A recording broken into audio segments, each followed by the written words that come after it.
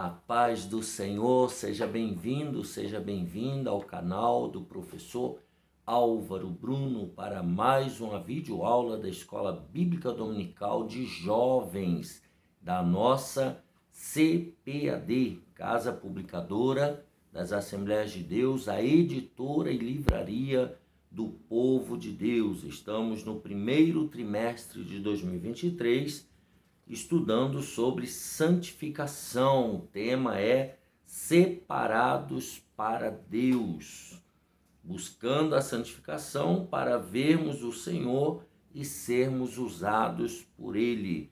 O pastor comentarista desse trimestre de jovens é o pastor Natalino das Neves, pastor lá em Curitiba.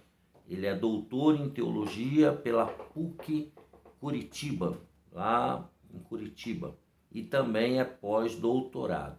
A lição é a 9 do dia 26 de fevereiro de 2023, lembrando que nós temos na nossa CPAD, você encontra livros e materiais evangélicos, bíblias, comentários bíblicos para a sua edificação espiritual. A loja da CPAD aqui em São Paulo agora é ao lado do novo templo da Assembleia de Deus, Ministério do Belém, ali na Doutor Fon, na Zona Leste.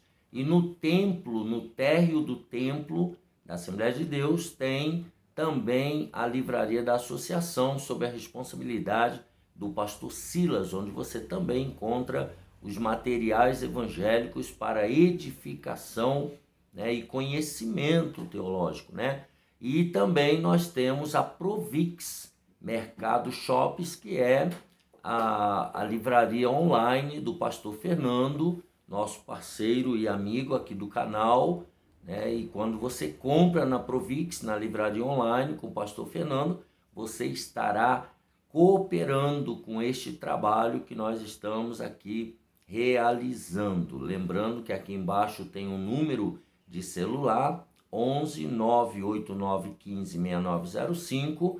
Aqui também é a chave Pix. Se você puder e quiser contribuir com esta obra, ser um parceiro desse trabalho, faça o seu Pix, faça a sua contribuição, faça um voto com Deus, nos ajude. A nossa equipe, eu, o pastor Fernando e a nossa equipe já estamos orando por você e intensificaremos a oração para que Deus te dê vitória nas suas causas. Também nesse mesmo número de celular, você pode nos mandar o seu contato e nós adicionaremos você nas nossas listas de transmissão para você receber diariamente uma reflexão bíblica juntamente com uma oração, totalizando em média 3 minutos, para você já sair de casa abalizado na palavra, debaixo de oração, para o seu dia ser melhor e mais vitorioso. Lembrando, não esqueça de deixar o seu gostei, já faça isso agora para você não esquecer, coloque aí o seu gostei, se inscreva no canal e compartilhe essa videoaula com o maior número de pessoas para que elas também sejam abençoadas por Deus e também incentive essas pessoas a se inscreverem no nosso canal. Vamos lá, a lição número 9, 26 de fevereiro de 2023, a lição de jovens. A santidade é a marca do crente. O texto principal está em 1 Pedro 2:9, que diz assim: mas vós sois a geração eleita, o sacerdócio real, a nação santa, o povo adquirido, para que anuncieis as virtudes daquele que vos chamou das trevas para a sua maravilhosa luz. O resumo dessa lição é: a santidade é a marca do crente, tanto no Antigo Testamento quanto no Novo. Os objetivos desta lição: primeiro, mostrar que a santidade é a marca do crente do Antigo Testamento. Saber que a santidade continua sendo exigida no Novo Testamento e apontar a superioridade do culto oferecido pelo crente no Novo Testamento o culto racional. O texto bíblico se encontra em Êxodo 19, versículos 5 e 6, Romanos 12, versículos 1 e 2 e 1 Pedro 2, versículos 9 e 10. Agora, pois, se diligentemente ouvirdes a minha voz e guardardes o meu conserto, então sereis a minha propriedade peculiar dentre todos os povos, porque toda a terra é minha, e vós me sereis reino sacerdotal e povo santo. Estas são as palavras que falarás aos filhos de Israel. Rogo-vos, pois, irmãos, pela compaixão de Deus, que apresenteis o vosso corpo em sacrifícios vivo, santo e agradável a Deus, que é o vosso culto racional. E não vos conformeis com este mundo, mas transformai-vos pela renovação do vosso entendimento, para que experimenteis qual seja a boa, agradável e perfeita vontade de Deus. Mas vós sois a geração eleita, o sacerdócio real, a nação santa, o povo adquirido, para que anuncieis as virtudes daquele que vos chamou das trevas para a sua maravilhosa luz. Vós que, em outro tempo, não eres povo, mas agora sois povo de Deus, que não tinhais alcançado misericórdia, mas agora alcançastes misericórdia. Nós temos aqui na introdução o seguinte: a santidade é exigida tanto no Antigo Testamento quanto no Novo. Porém, no Antigo Testamento, o povo era considerado santo por meio de sacrifícios de animais. No Novo Testamento, o crente é santificado mediante o sacrifício perfeito de Cristo. Então, como filhos de Deus, agora devemos oferecer ao Senhor um culto racional e viver de maneira santa, justa e piedosa. É sobre isso que nós vamos meditar nessa videoaula. No Antigo Testamento, a santidade era alcançada através de sacrifícios de animais. No Novo Testamento, essa santidade é alcançada através do sacrifício perfeito e completo de Jesus Cristo. Vamos lá no primeiro tópico, a santidade como marca do crente no Antigo Testamento. Propriedade de Deus. O livro de Levítico apresenta dois temas importantes e que se destacam. Primeiro, a expiação, procedimentos sacrificiais que dizem respeito à remoção do pecado, à restauração da comunhão com Deus e à santidade. Então veja aqui, através desses sacrifícios, lá no Antigo Testamento, você tinha, através dos sacrifícios, a remoção do pecado, a restauração da comunhão do homem com Deus e a santidade. Então, as pessoas se tornavam santas através do sacrifício de animais.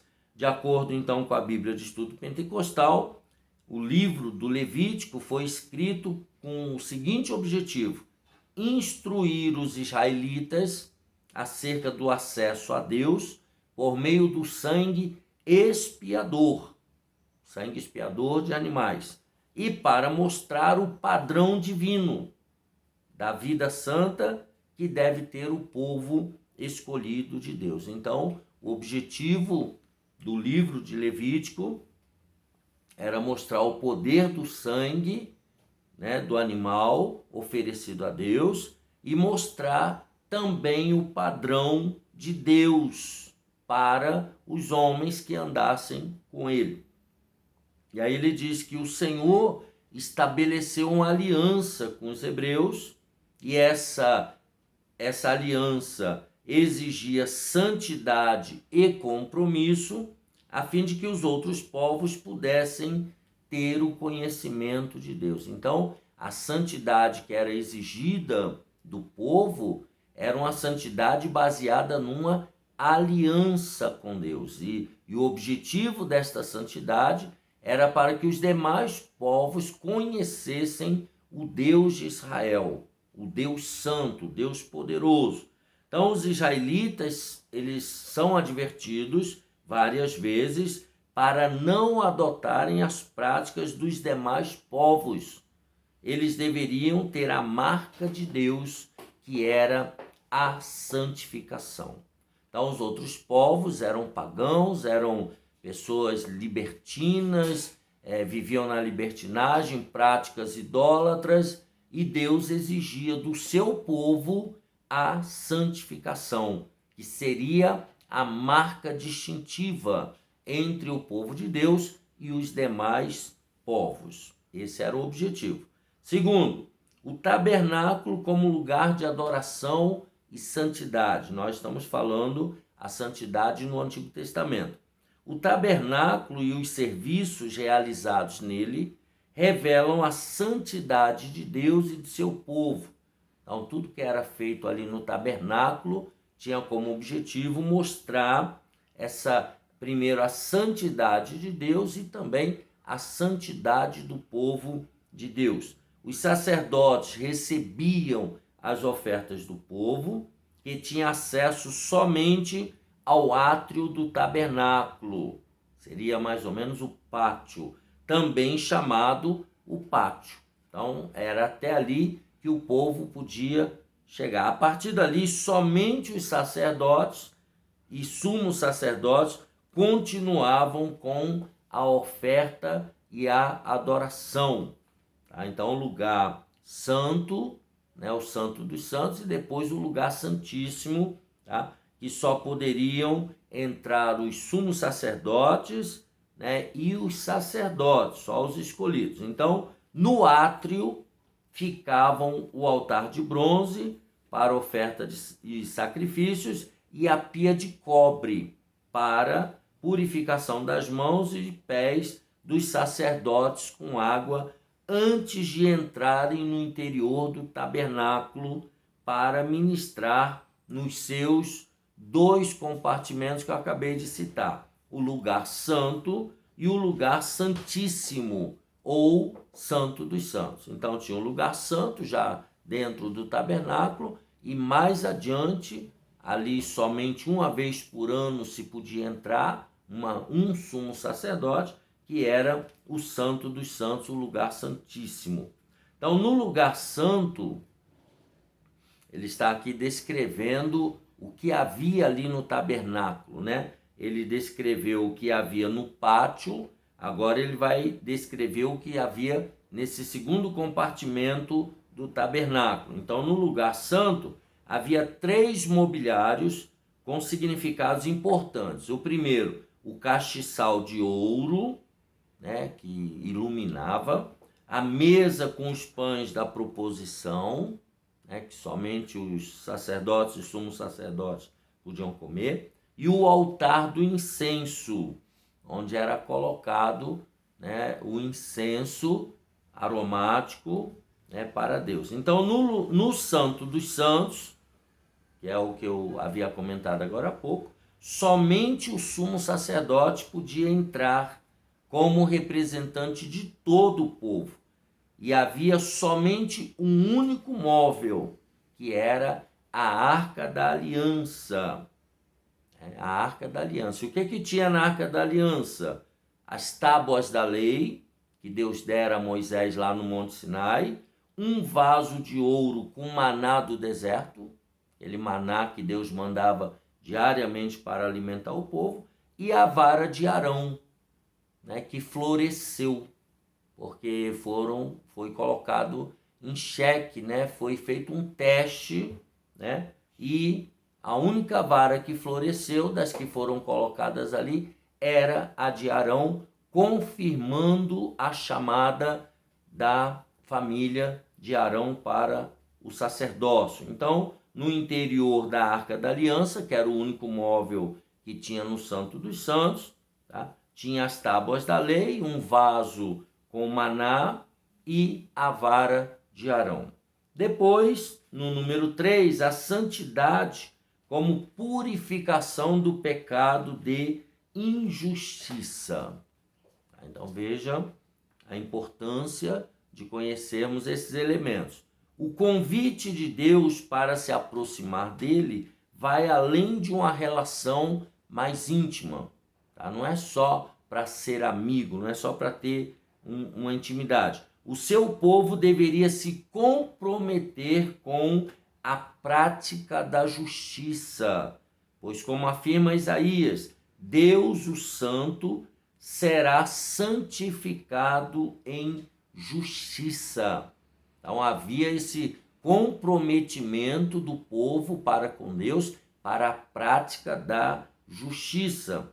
A tradição sacerdotal priorizava a pureza ritual, enquanto os profetas prezavam pela pureza da justiça social e equidade nas relações humanas. Então, os sacerdotes responsáveis pelo tabernáculo, pelo culto, eles estavam preocupados em cumprir a pureza ritual. Já os profetas, usados por Deus também, eles prezavam pela justiça social nas relações humanas. Já os livros poéticos e sapienciais, provérbios eclesiásticos, né, textos de ensinamento, apontam para a pureza da moralidade individual. Então veja que nós temos aqui o coletivo e temos o individual. Tá? Temos os profetas, temos a tradição sacerdotal, temos os livros poéticos e livros de ensinamentos. Tá? Deus também age com justiça contra Israel, pois ele é justo e imparcial. Então, Deus não passava a mão na cabeça de ninguém. Quando Israel errava, quando Israel praticava injustiça, Deus então vinha também contra Israel. O salmista pergunta: quem subirá ao monte do Senhor? Ou quem estará no seu lugar santo? E ele mesmo responde: aquele que é limpo de mãos e puro de coração, que não entrega a sua alma à vaidade, nem jura enganosamente. É o Salmo 24. Todo ser humano tem o poder em suas mãos em determinado momento de sua vida, por mais simples que seja. O que ele faz com isso, com o poder que é dado a ele, revelará o seu caráter e sua obediência ao Senhor. No pensamento aí que ele coloca, no Santo dos Santos, somente o sumo sacerdote podia entrar como representante de todo o povo. Será feito uma vez por ano. Segundo, depois do sacrifício de Jesus Cristo, o véu do templo foi rasgado e hoje temos acesso à presença de Deus. Então, todas as pessoas agora têm acesso, através de Jesus, diretamente ao trono de Deus. Então, nós vimos aí a santidade como marca do crente do Antigo Testamento. Agora vamos ver, a santidade continua sendo exigida no Novo Testamento. Primeiro, a justificação pela fé e a santificação por meio do sacrifício de Cristo. Vimos que no Antigo Testamento a santidade estava diretamente relacionada com a lei de Moisés, com o tabernáculo e com a prática da justiça. Eram esses os três elementos do Antigo Testamento: a lei de Moisés, o tabernáculo, tá? E a prática diária da justiça. No Novo Testamento, a função da lei Agora preste bem atenção, não perca isso. A função da lei no plano de salvação vai ficando mais clara, principalmente nos escritos do apóstolo Paulo, afirmando que a lei era insuficiente para salvar. E aí o que acontece? A lei serviu como preceptora para se chegar a Cristo. Então, a lei, Paulo escrevendo também aos Gálatas, ela diz que a lei ela foi como aio, como um pedagogo, um pedagogo. Tá? Ela serviu para nos apontar a pessoa de Cristo. É isso que ele está dizendo. Então, a morte de Jesus é acompanhada de sinais. Vamos dar uma olhadinha nisso. Eu vou ler até na Bíblia, na Nova Linguagem de Hoje, que é uma Bíblia da Sociedade Bíblica do Brasil, tá? Mas você encontra na loja online do Pastor Fernando, ou na CPAD, ou na loja do Pastor Silas, lá a loja da associação comandada pelo Pastor Silas. Vamos ver Mateus 27, 51 ao 56. Mateus 27, do 51 ao 56 diz assim: então a cortina do templo, aquele lá do Antigo Testamento, rasgou em 2 pedaços de cima até embaixo. A terra tremeu e as rochas se partiram. Os túmulos se abriram e muitas pessoas do povo de Deus que haviam morrido foram ressuscitadas e saíram dos túmulos. E depois da ressurreição de Jesus, entraram em Jerusalém, a cidade santa, onde muitos viram essas pessoas. O oficial do exército romano e os seus soldados, que estavam guardando Jesus, viram o terremoto e tudo o que aconteceu. Então ficaram com muito medo e disseram: de fato, este homem era o Filho de Deus. Algumas mulheres estavam ali olhando de longe, eram as que tinham acompanhado Jesus desde a Galileia e o haviam ajudado. Entre elas estavam Maria Madalena, Maria, a mãe de Tiago e de José, e a mãe dos filhos de Zebedeu. Então aqui nós temos os sinais que acompanharam a morte e a ressurreição de Jesus. E um deles foi justamente isso que nós lemos, o véu do templo, a separação do lugar santíssimo, símbolo de inacessibilidade do ser humano a Deus, rasgou-se em 2 de alto a baixo. Então havia essa separação, essa cortina, esse véu separava, né, e impedia o acesso a Deus. Uma das demonstrações que Jesus estava cumprindo a lei e inutilizando qualquer forma de sacrifício para justificação. Então as pessoas não seriam mais justificadas por sangue de animais. Agora, quem crê em Cristo, por meio de seu sacrifício lá na cruz do Calvário, tem o privilégio de entrar na presença de Deus e ser considerado justo. A pessoa, quando aceita Jesus Cristo, ela é justificada lá no tribunal de Deus. Por meio do sacrifício de Cristo, o crente é justificado e santificado. Ele é tornado santo a partir do momento que ele é justificado através do sangue de Jesus. Segundo, a santidade da Igreja de Cristo. Jesus cumpriu sua missão e retornou ao Pai. Porém, ele não retirou a igreja do mundo. Está lá no capítulo 17 de João. Mas deixou a igreja para representar-lhe, anunciando seu evangelho. Então a igreja ficou aqui na terra para dar continuidade à obra de evangelização dos pobres, dos oprimidos, para levar a palavra de Deus ao mundo. A igreja não pode se deixar vencer pelo mal. O cristão que é guiado pelo Espírito Santo torna-se embaixador de Cristo, conforme Paulo afirma a igreja de Corinto, lá em 2 Coríntios 5:20, né? Nós somos, assim como Paulo, vamos dar uma olhada, 2 Coríntios 5:20, nós somos como Paulo, embaixadores de Cristo aqui na terra. 2 Coríntios 5:20, abra aí a sua Bíblia, eu estou lendo na Bíblia de estudo, na Bíblia na linguagem de hoje. Portanto, estamos aqui falando em nome de Cristo, como se o próprio Deus estivesse pedindo por meio de nós. Em nome de Cristo, nós pedimos a vocês que deixem que Deus os transforme de inimigos em amigos dele.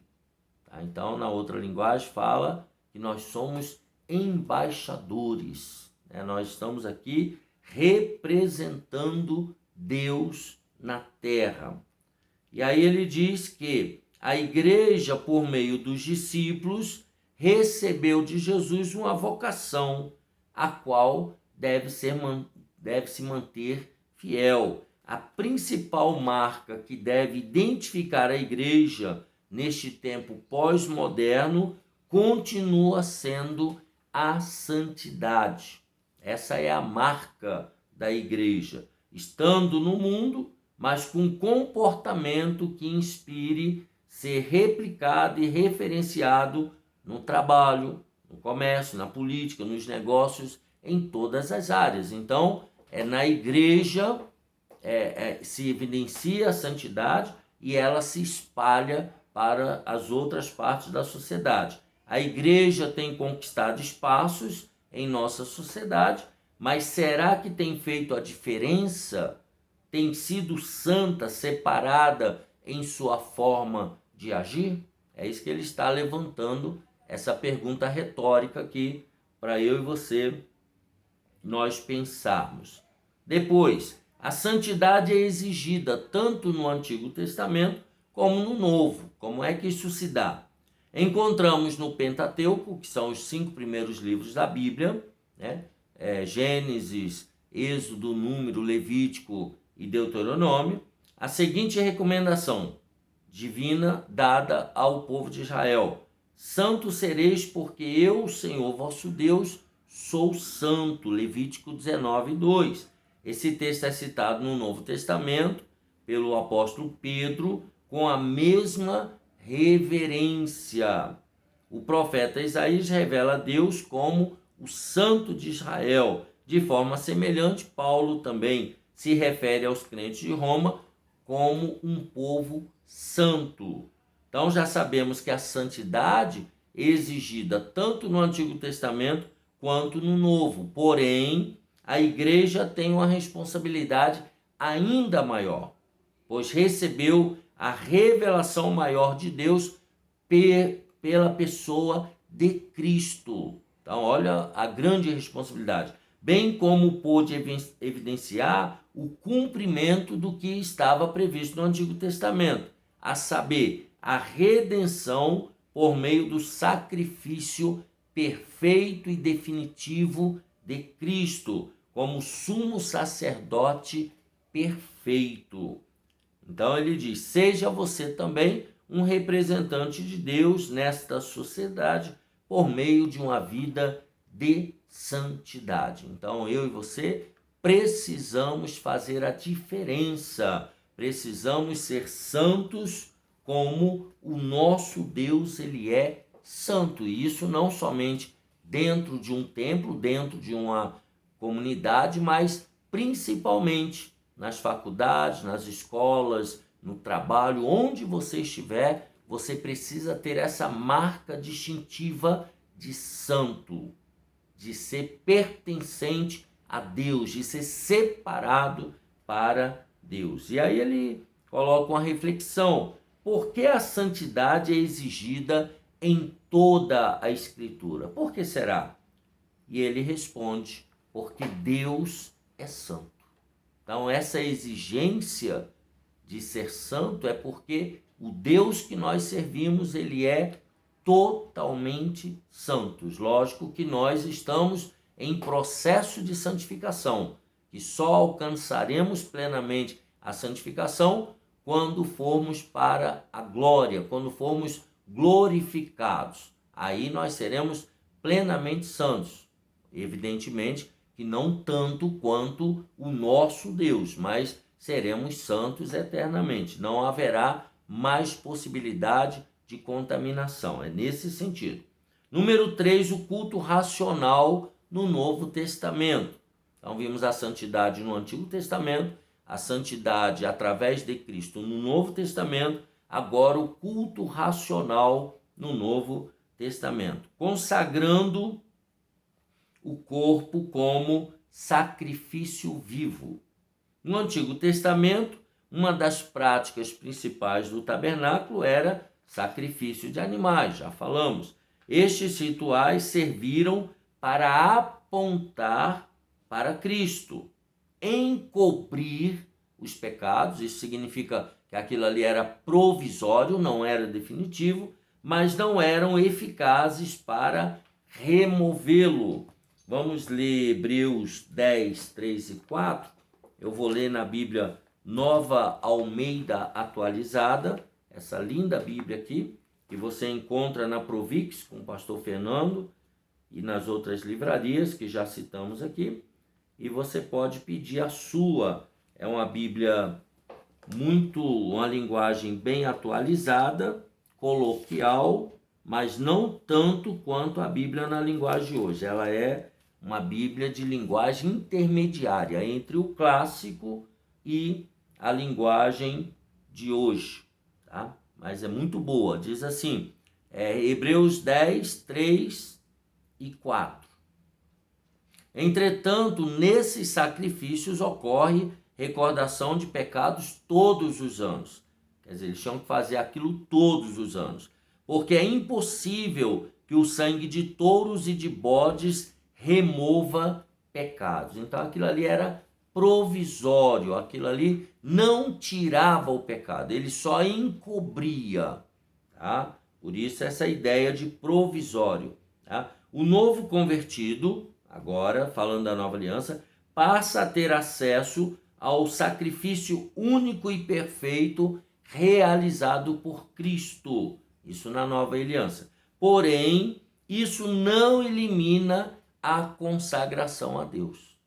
Então, você tem acesso através de Cristo, mas você precisa viver em santidade, você precisa continuar buscando a santidade. Exige-se uma consagração autêntica e não mecânica e repetitiva.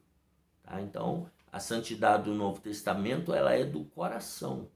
Tá? Ela não pode ser mecânica. Paulo revela como entrar em comunhão com Deus, uma vez que os antigos rituais não eram mais necessários. O culto agora deveria ser realmente espiritual, onde o adorador entrega a sua própria vida, seguindo o exemplo de Jesus. O corpo do crente, então, passa a ser o lugar do encontro e de comunhão, lugar privilegiado na adoração, o templo do Espírito Santo. Agora ele passa a ser o templo do Espírito Santo, conforme diz 1 Coríntios 3,16. Olha o que diz o apóstolo Paulo escrevendo essa carta aos Coríntios. 1 Coríntios 3,16. Certamente vocês sabem que são o templo de Deus e que o Espírito de Deus vive em vocês. Agora nós somos templo do Espírito Santo. Nós somos agora o tabernáculo de Deus, onde ele entra dentro de cada um que se converte a Cristo. Consagrando a Deus o espírito, o corpo e a alma. O espírito, o corpo e a alma do ser humano. O apóstolo Paulo orienta o crente a oferecer o corpo como sacrifício vivo e santo para Deus. No Antigo Testamento, a santidade era uma das preocupações dos sacerdotes. O povo era responsável por levar o sacrifício, mas era o sacerdote quem o oferecia. Por isso ele deveria seguir todas as recomendações da lei. Isso na Antiga Aliança. Os sacrifícios deveriam ser repetidos todos os anos, que é o que nós lemos em Hebreus 10:3. Ele diz: entretanto, nesse sacrifício ocorre recordação de pecados todos os anos. Tinha que ser repetitivo. Tá? Na Nova Aliança, no Novo Testamento, o crente não precisa mais de intermediários. Tá? Aqui, como na Antiga Aliança. Pois cada crente é um sacerdote santo para oferecer sacrifícios espirituais agradáveis a Deus, conforme a leitura que nós fizemos. A leitura do versículo 5. Não fizemos ainda, né? Vamos ver aqui, já está logo aí depois de Hebreus, 1 Pedro 2:5. Tem Tiago, logo depois vem 1 Pedro 2:5. Olha o que diz o texto. Também vocês, como pedras que vivem, são edificados casa espiritual para serem sacerdócio santo, a fim de oferecerem sacrifícios espirituais agradáveis a Deus, por meio de Jesus Cristo. Então nós agora, na Nova Aliança, nós oferecemos como sacerdote santo, você é um sacerdote santo, e eu também, nós oferecemos sacrifícios espirituais agradáveis a Deus. Então, o salvo passa a adorar a Deus por meio do seu próprio corpo, de forma integral, espírito, alma e corpo. O cristão, então, deve oferecer o seu espírito, corpo e alma de forma exclusiva, separada para Deus. Esse aqui é a consagração do Novo Testamento. Consagrando o corpo de forma agradável a Deus. Deus se interessa pelo interior das pessoas, onde está o verdadeiro eu.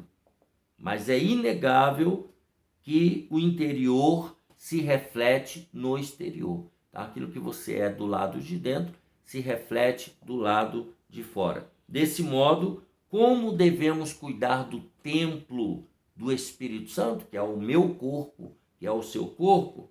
O estudo dessa lição é um bom momento para refletirmos a respeito da mordomia do corpo, do cuidado do nosso corpo, para que possamos consagrá-lo a Deus de forma agradável.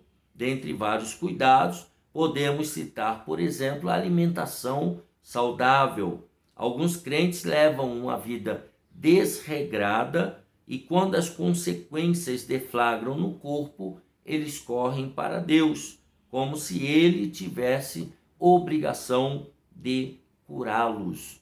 A responsabilidade de cuidar do meu corpo, você cuidar do seu corpo, é nossa. No entanto, devemos oferecer o melhor ao nosso corpo, para que estejamos prontos para o serviço do Mestre. Isso é agradável a Deus. Então, cuidar do nosso corpo com alimentação saudável, com atividades físicas, com disciplina para o próprio corpo, isso é agradável a Deus. Você tem preservado o seu corpo, templo do Espírito Santo, em santidade? Você tem cuidado do seu corpo, mantendo ele santo? E aí o ponto importante: a santidade é requerida pelo Senhor para os crentes de todos os tempos. Nosso corpo é templo do Espírito Santo, por isso ele deve ser mantido puro e santo para uso exclusivo de Deus. Cuidado com o uso que você está fazendo do seu corpo. Assim nós terminamos a lição 9 do dia 26 de fevereiro de 2023. A santidade é a marca do crente. Deixa aqui já o seu gostei, se inscreva no canal, né? Veja a playlist aqui embaixo, se você perdeu alguma aula, e Deus te abençoe e te guarde também a toda a sua família, e até a próxima aula, se Deus quiser.